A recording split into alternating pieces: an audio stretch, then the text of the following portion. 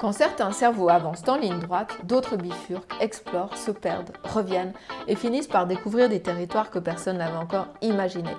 Ce sont les cerveaux TDAH, rapides, sensibles, curieux, parfois débordés par leur propre intensité, mais porteurs d'un potentiel immense. Je suis Delphine Muller, neuropraticienne en neurofeedback, bienvenue dans Turbulence cérébrale. Aujourd'hui, j'entame un triptyque en 3 épisodes. Ténacité, discipline et routine. 3 mots, 3 podcasts différents. Et je sais très bien ce qui vient de se passer dans certains cerveaux TDAH. À l'évocation de ces mots, il y a eu comme un léger mouvement de recul. C'est normal. Et c'est précisément pour cela qu'il faut rester ici. Parce que si ces mots deviennent comme une envie de partir, c'est qu'ils touchent exactement le point sensible. Et aujourd'hui, nous allons commencer par la ténacité. Alors oui, on parle beaucoup de TDAH comme d'un cerveau brillant, créatif, intuitif, rapide, et c'est vrai, mais il y a autre chose dont on parle très peu. La variable qui change vraiment une trajectoire, ce n'est pas l'intelligence, ce n'est pas le talent, ce n'est même pas la motivation, c'est la capacité à rester. Rester quand l'excitation retombe, rester quand le projet devient répétitif, rester quand il n'y a plus de pic dopaminergique. Chez le TDAH, démarrer est rarement le problème. Lancer un projet, imaginer, conceptualiser, c'est même souvent spectaculaire. Le défi commence au moment précis où la nouveauté disparaît. Et ce moment-là, il est neurobiologique. Le système dopaminergique du cerveau TDAH est particulièrement sensible à la nouveauté. La phase de lancement est stimulante, énergisante et d'ailleurs presque euphorique. Puis arrive la phase structurelle, silencieuse, répétitive, moins excitante. Et c'est là que beaucoup décrochent. Non par manque de volonté, ni par paresse, mais parce que maintenir l'effort sans récompense immédiate demande une activation préfrontale stable et que cette stabilité est plus fragile chez les personnes TDAH. Aujourd'hui, on va parler de cette compétence invisible, celle qui ne fait pas de bruit, celle qui ne brille pas sur Instagram, la ténacité. La capacité à continuer quand le cerveau veut fuir. Parce que c'est elle, et non le talent, qui transforme un potentiel en puissance réelle. On vient de dire que la différence ne se joue pas au démarrage, mais dans la capacité à continuer. Alors une question simple se pose, est-ce que le fait de persister change réellement une vie ? Est-ce que malgré l'ennui, malgré la baisse d'excitation, il y a un impact mesurable ou est-ce simplement un peu une valeur morale qu'on répète un peu comme ça sans preuve ?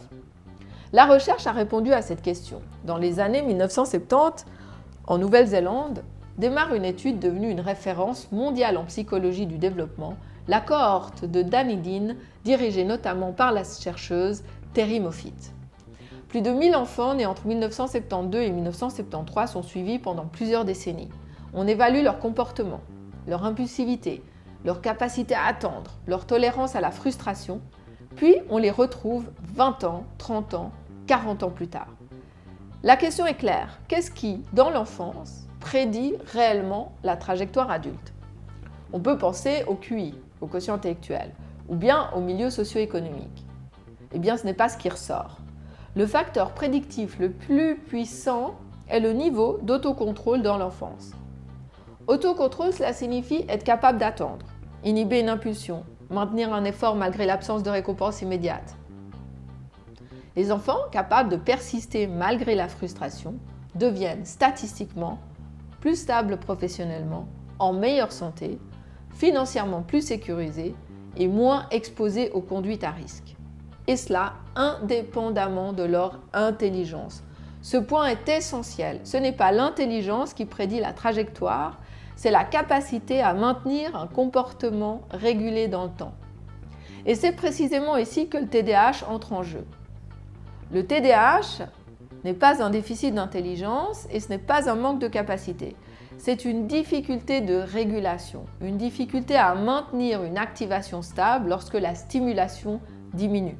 Et cette stimulation repose principalement sur une région située à l'avant du cerveau, juste derrière le front, le cortex préfrontal. On peut le voir un peu comme le centre de pilotage exécutif. Il permet de planifier, d'anticiper, d'inhiber une impulsion, de continuer une tâche malgré l'ennui. Il travaille en lien avec une structure profonde qui s'appelle le striatum et qui est impliqué dans la motivation et la récompense, très dépendante de la dopamine. Quand ces deux systèmes fonctionnent de manière synchronisée, l'individu peut se dire « Oh là là, j'ai pas envie, mais allez, je continue, je termine ». Chez le TDAH, cette synchronisation est beaucoup plus fragile. La dopamine réagit fortement à la nouveauté, à l'urgence, à la stimulation intense, mais elle diminue lorsque la tâche devient répétitive. Et maintenir un effort prolongé demande donc davantage d'énergie neuronale. Ça explique pourquoi la ténacité est plus exigeante chez le TDAH. Ce n'est pas une question de volonté, ce n'est pas non plus une faiblesse morale, c'est une mécanique cérébrale spécifique. Bonne nouvelle, ces circuits sont plastiques. C'est-à-dire qu'à chaque fois qu'un effort est maintenu, malgré l'absence de gratification immédiate, les connexions entre le cortex préfrontal et le striatum se renforcent. Le cerveau apprend à tolérer le délai.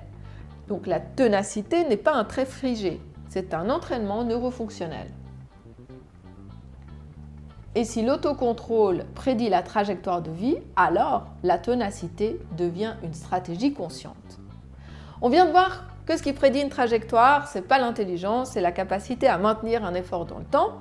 Alors, autre question très concrète qui se pose, pourquoi chez beaucoup de personnes TDAH, continuer devient si difficile après l'élan initial? Pourquoi au début tout est clair, énergique, évident, puis quelques jours ou quelques semaines plus tard, quelque chose se dégonfle? Pourquoi cette sensation physique d'en avoir marre? Pourquoi cette impulsion presque irrépressible de passer à autre chose?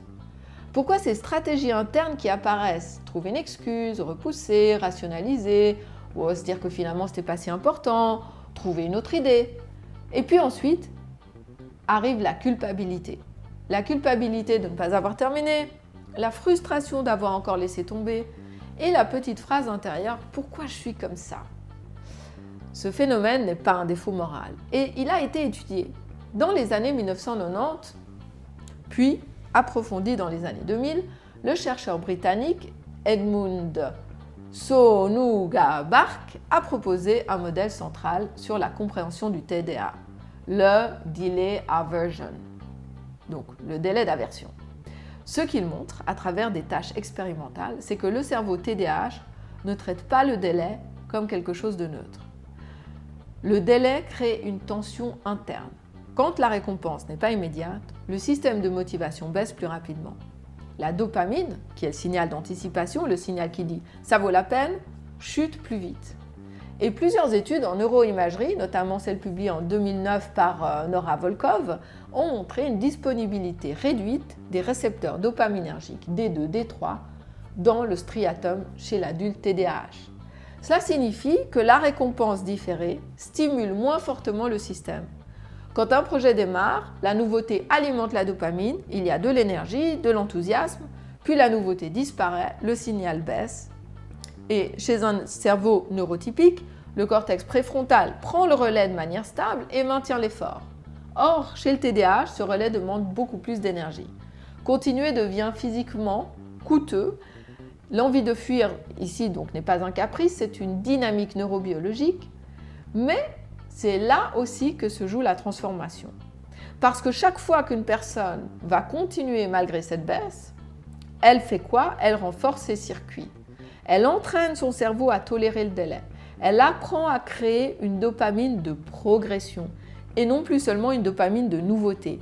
Et c'est là que la ténacité cesse d'être une injonction morale et elle devient un entraînement cérébral. Donc on vient de comprendre pourquoi continuer est difficile pour le TDAH. Et c'est précisément pour cela que la ténacité a un pouvoir transformateur. Chaque fois qu'une personne TDAH décide de continuer alors que l'envie d'arrêter est là, elle ne fait pas qu'avancer dans son projet. Elle stabilise progressivement ses circuits exécutifs.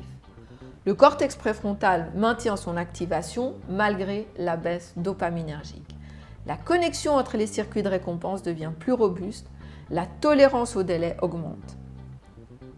Mais au-delà de ce renforcement neuronal, il se produit quelque chose encore de plus intime. Pendant longtemps, beaucoup d'adultes TDAH accumulent une expérience répétée, démarrage puissant, enthousiasme, vision claire, puis arrêt. Nouveau projet, nouvelle idée, nouveau départ. Mais avec le temps, ce schéma devient un récit intérieur. On ne se dit plus simplement « j'ai pas terminé », on commence à penser « je commence plein de choses, mais je ne finis jamais rien ». Et cette phrase finit par définir l'identité. Elle influence la confiance, elle limite parfois l'ambition, et elle installe une forme de prudence intérieure. Puis un jour, la séquence change. On commence un projet, l'élan est là, puis il baisse comme toujours, l'inconfort apparaît, les justifications commencent à se former, le cerveau propose plein d'échappatoires cohérentes, mais la différence c'est que cette fois on reste. On continue malgré la baisse d'excitation, on traverse cette phase plate et on termine. Alors extérieurement, cela peut sembler tout à fait banal. Intérieurement, c'est structurant parce que l'effort a été réel et plus l'effort a été coûteux, plus la satisfaction est profonde. La récompense n'est pas seulement liée au résultat, elle est proportionnelle à la difficulté traversée. Et le cerveau enregistre la séquence complète, tension, maintien, aboutissement. La dopamine ne répond plus uniquement à la nouveauté, elle commence à répondre à la persévérance. Et à force de répéter cette expérience, quelque chose s'inscrit. On ne se raconte plus la même histoire, on ne se définit plus uniquement par l'élan initial, on commence à se définir par la continuité. Cette transformation ne se produit ni au moment du démarrage, ni au moment de la réussite finale. Elle se produit dans l'intervalle, dans le milieu. Le milieu, cette phase où la nouveauté a disparu, où le résultat n'est pas encore visible, où l'effort devient répétitif, rien de spectaculaire et rien d'exaltant. C'est précisément là que beaucoup abandonnent, parce que le cerveau interprète la baisse d'intensité comme un signal d'arrêt. Chez le TDAH, ce moment est amplifié, la dopamine chute rapidement, l'ennui est plus saillant et la tentation de bifurquer semble presque logique. Mais lorsque l'on traverse cette phase sans fuir, le cerveau apprend quelque chose de fondamental. La baisse d'excitation n'est pas un danger. L'inconfort physique n'est pas une preuve d'inadéquation, c'est un passage normal du processus. Et c'est dans cette répétition silencieuse que l'identité se consolide, pas dans les pics, dans la continuité. La ténacité ne transforme pas seulement les résultats extérieurs, elle transforme la perception que l'on a de soi. Et lorsqu'un cerveau créatif, rapide, intuitif apprend à traverser cette phase plate, cette phase du milieu, sans se disperser, le potentiel cesse d'être fragile, il devient structuré, il devient stable et il devient puissant. Alors, si la ténacité n'est pas un trait figé, mais un circuit entraînable, alors la question devient pratique. Comment entraîne-t-on un cerveau à rester lorsque le signal baisse ? La première chose à comprendre, c'est que l'ennui n'est pas un indicateur d'échec. Il est un indicateur de progression. Chez le TDAH, le moment où la stimulation diminue correspond précisément au moment où le cortex préfrontal doit prendre le relais. Autrement dit, lorsque l'envie disparaît, c'est ici que l'entraînement commence. Cela suppose un renversement complet de perspective. Pendant longtemps, la baisse d'enthousiasme a été interprétée comme un signal d'abandon. Ce projet n'est peut-être pas le bon, il n'est pas pour moi. En réalité, dans la majorité des cas, c'est simplement la phase normale de toute construction durable. Apprendre à identifier cette phase change tout. Lorsque l'ennui apparaît, il ne signifie plus ce n'est pas pour moi, il signifie je suis arrivé au point exact où la ténacité se développe. La deuxième clé consiste à réduire l'échelle. Parce qu'un cerveau TDAH décroche plus vite face à un objectif massif, flou, abstrait. En revanche, il peut maintenir un effort sur des unités courtes et clairement définies, 5 minutes, 10 minutes, 15 minutes, 20 minutes. Travailler par bloc, limité dans le temps, structurer une tâche en séquence précise, rendre visible la progression, tout cela va soutenir l'activation préfrontale. Il ne s'agit pas de se forcer brutalement, il s'agit de rendre la continuité plus digeste. Et puis la troisième dimension, elle est physiologique. Maintenir un effort prolongé demande une stabilité énergétique réelle. Sommeil, régulation du stress, pause stratégique, alternance entre tâches exigeantes et tâches automatiques. La ténacité n'est pas purement mentale, elle est aussi biologique. Enfin, il y a un élément décisif, répéter l'expérience d'aboutissement.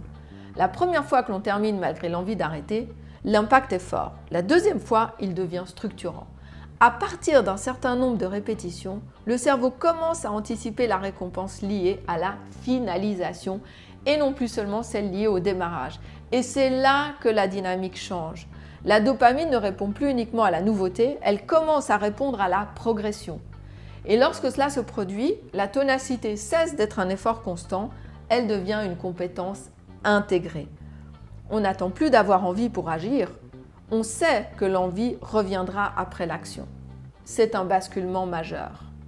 Le cerveau TDAH n'a pas besoin de devenir moins créatif, il a besoin d'apprendre à soutenir sa créativité par une continuité stratégique. Et cette continuité s'entraîne. À partir de là, l'identité, bien sûr, se modifie. On ne se vit plus comme quelqu'un qui commence tout sans rien finir. On se vit comme quelqu'un qui se construit. Et quand un cerveau TDAH garde sa créativité, mais ajoute la capacité d'aller au bout, il change de catégorie. Il n'est plus seulement inspiré, il devient redoutablement efficace.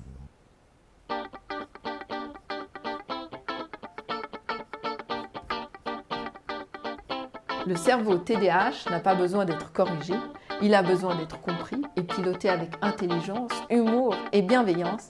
À très vite et d'ici là, gardez votre grain de folie, c'est souvent là que le génie se cache. Merci d'avoir écouté cet épisode, n'hésitez pas à le partager et à vous abonner pour ne manquer aucune des prochaines turbulences.